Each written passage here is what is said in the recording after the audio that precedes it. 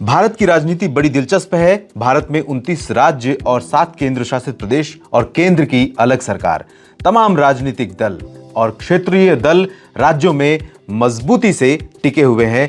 बीजू जनता दल है, तृणमूल कांग्रेस पार्टी है, उधर शिवसेना थी जिसका कह सकते हैं कि जो जड़ से कमजोर हो गई है। नमस्कार, स्वागत आपका India.com पर। मैं हूं देवेंद्र त्रिपाठी। पश्चिम बंगाल में मचे राजनीतिक भूचाल की बात करेंगे। कितनी संभावनाएं दिख रही हैं भाजपा को वहां पर भी अपनी सरकार बनाने को लेकर। इससे पहले आपने देखा था गोवा, कर्नाटक, मध्य प्रदेश और उसके बाद ताजा मामला महाराष्ट्र का, जहां पर भाजपा की सरकार नहीं थी, लेकिन गणित कुछ इस तरह से सेट की गई कि भाजपा अपनी सरकार बनाने में या सत्ता में शामिल होने में कामयाब हो गई। तृणमूल कांग्रेस पार्टी काफी मजबूत है इस समय पश्चिम बंगाल में, जिसके पास 294 में से कुल 220 विधायक हैं। कल मिथुन चक्रवर्ती का एक बयान आता है मीडिया में, जिसमें वो कहते हैं कि 38 विधायक उनके संपर्क में हैं। उनका संकेत किस तरफ था, क्या इशारा करना चाह रहे थे? उन्होंने एक बात यह भी कही कि इस समय भाजपा की 18 राज्यों में सरकार है। आपको बता दें कि 18 राज्यों के साथ साथ 4 केंद्र शासित प्रदेशों में भी भाजपा या तो सरकार में है या उसकी सरकार है। और ऐसे में क्या संकेत उनका जो ये था कि अगले कुछ दिनों में 4 और राज्यों में भाजपा सरकार बना लेगी।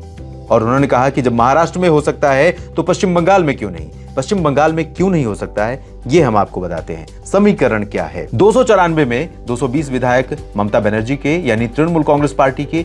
भारतीय जनता पार्टी ने जबरदस्त लड़ाई लड़ी थी और इस बार माना जा रहा था 2021 में कि भारतीय जनता पार्टी सरकार बना लेगी, लेकिन भाजपा के 71 विधायक चुनकर आए।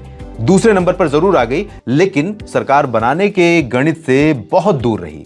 दोनों जो मिथुन चक्रवर्ती की तरफ से आंकड़े आ रहे हैं 38 और जो भाजपा के आंकड़े हैं उनको जोड़ लें तो भी कुल 109 विधायक होते हैं। और 109 आंकड़ा जरूरी 148 विधायकों के आंकड़े से काफी कम है। 39 विधायकों की स्टिल जरूरत पड़ेगी।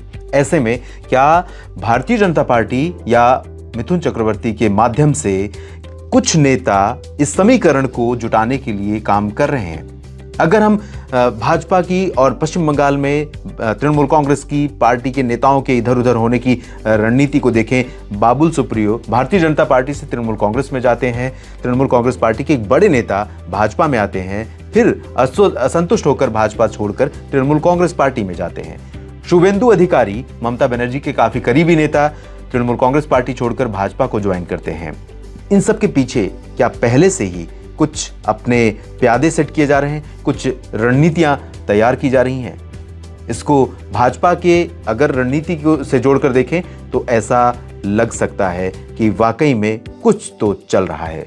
क्योंकि अगर मिथुन चक्रवर्ती के माध्यम से ये बात भारतीय जनता पार्टी ने लोगों तक पहुंचाई है, और इससे पहले ममता बनर्जी की तरफ से अगर कई बयान आए हैं कि भाजपा जिन राज्यों में उसकी सरकार नहीं है वहां पर वो सरकार को गिराने और अपनी सरकार बनाने का काम कर रही है, इसके लिए प्रयास किए जा रहे हैं, तो कहीं ना कहीं ममता बनर्जी को भी सिग्नल मिल रहा है कि कुछ तो चल रहा है। आपको बता दें कि ममता बनर्जी के विधायकों को अगर तोड़ना है और भाजपा को सरकार बनाना है तो उसके लिए भाजपा को 148 विधायक ममता बनर्जी से छीनने होंगे। और जब मिथुन चक्रवर्ती ने यह कहा कि कुछ विधायक 38 विधायक मेरे संपर्क में हैं, तो क्या वो 38 विधायकों के अलावा 110 और विधायकों को ये संकेत दे रहे हैं कि आप भी इस संपर्क में शामिल हो सकते हैं? और क्या वास्तव में पश्चिम बंगाल में कुछ ऐसे असंतुष्ट नेता, असंतुष्ट विधायक हैं तृणमूल कांग्रेस पार्टी के जो भारतीय जनता पार्टी की तरफ रुख कर सकते हैं?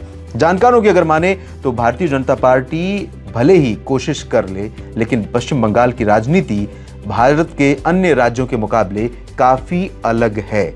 ऐसे में भाजपा के इस दावे या मिथुन चक्रवर्ती के इस दावे में सच्चाई में थोड़ी सी कमजोरी नजर आती है, क्योंकि बहुत लंबा आंकड़ा है और ये आंकड़ा जुटाना भाजपा के लिए मोदी के लिए, अमित शाह के लिए और मिथुन चक्रवर्ती के लिए बहुत बड़ी चुनौती होगी। लेकिन आने वाला समय बड़ा दिलचस्प होगा ये देखने के लिए कि ममता बनर्जी का डर क्या वाकई में जायज था और क्या वाकई में भारतीय जनता पार्टी इस रणनीति पर लंबे समय से काम कर रही थी। आप देख रहे थे India.com, मैं हूं देवेंद्र त्रिपाठी और हम जुड़ते रहेंगे आपके साथ देश और दुनिया की तमाम खबरों के लिए। लॉग ऑन करते रहिए सदा और साथ ही हमारा YouTube चैनल भी सब्सक्राइब करना ना भूलें। धन्यवाद।